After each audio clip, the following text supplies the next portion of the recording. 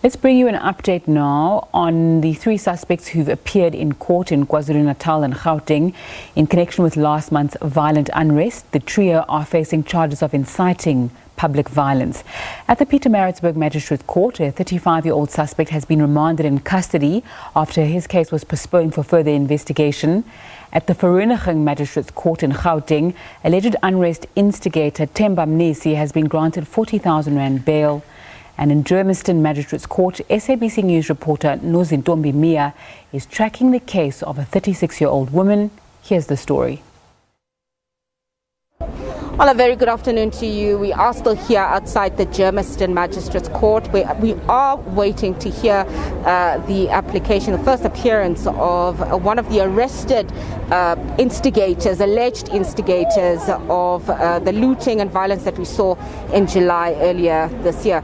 And to speak to me a bit further, I have Niehaus, who is one of the campaign managers of the Free Jacob Zuma campaign. Thank you so much for joining me, Mr. Niehaus. Just explain to me, you came here to support the young woman who was arrested. Just talk to me a bit more about that.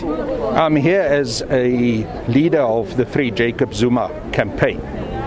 And the Free Jacob Zuma campaign is deeply concerned about the manner in which people who express their freedom and right of speech on social media, on Twitter and other accounts, are being arrested and intimidated on the fake narrative that they have been so-called insurrections and insurrectors or vigilantes with regards to this total fake issue of insurrection. There was no insurrection. It was an upwelling of frustration of very poor people who expressed their frustration, a situation of a powder keg where President Zuma, who has been seen as the one symbol of hope for many of the poor in this country, had been arrested, and people felt that they lost hope.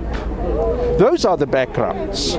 But we get political leaders, including President Cyril Ramaphosa, who say that there was an insurrection because that takes themselves off the hook.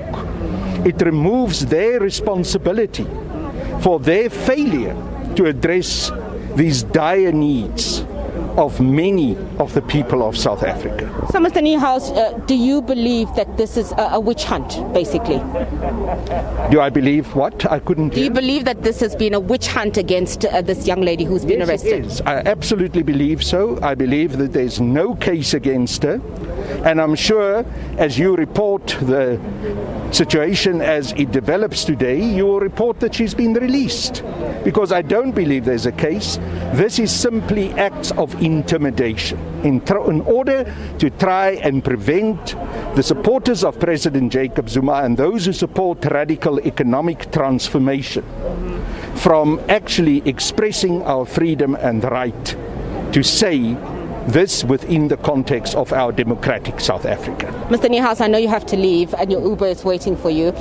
Just your last thoughts. Have you seen some of the comments that she's made on Instagram? And do you not think that that would have been the basis of the police's investigation? You see, you can't be a court of law. I can't be a court of law. I can't deal with conjecture.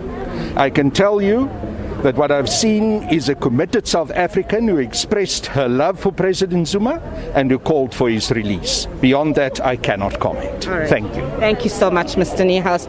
That was Niehaus, who is part of the Free Jacob Zuma campaign, giving us his thoughts. He said he spoke to the young lady that's been arrested a bit earlier with her legal team, and he believes that the state is perpetrating a sort of a witch hunt against those who are seen to support the case for former President Jacob Zuma. And Carl had to dash, but we are still waiting for the court case to proceed. It has not yet proceeded.